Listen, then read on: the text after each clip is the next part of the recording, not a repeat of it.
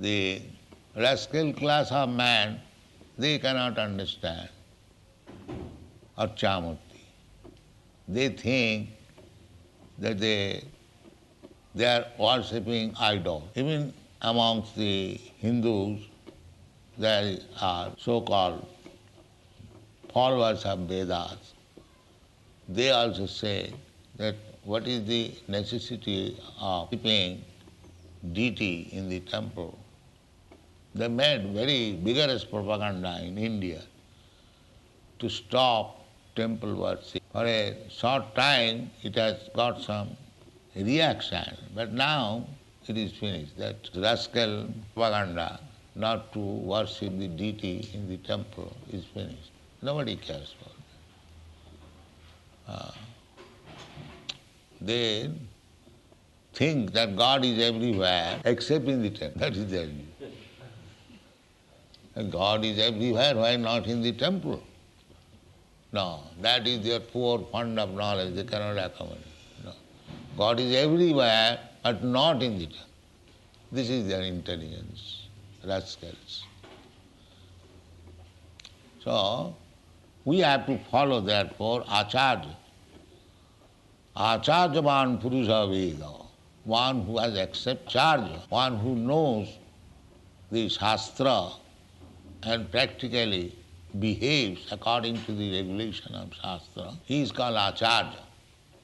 Ācirati śāstra.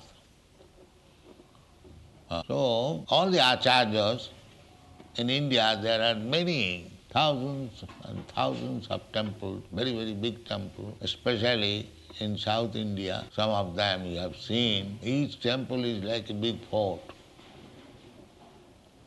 So, all these temples were established by the ācāryas, not that people whimsically established. No, still there is very prominent temple, Balaji temple, Tirupati, Tirumala. People are going. They have been propagated so vigorously not to visit temples. But people, that is the birthright in India. They are automatically Krishna conscious. Automatically. So the temple's worship is essential. Those who are against temple worship, deity worship, they are not very intelligent class of men, foolish, mudha, again, the same word. Ramang duskitinam mudha prapadante naradhama maya apuritagyana asuri bhavavas. Maya apuritagyana. They are talking very big, big words that God is everywhere, but they are forbidding temple worship. Apuritagyana. The knowledge is imperfect.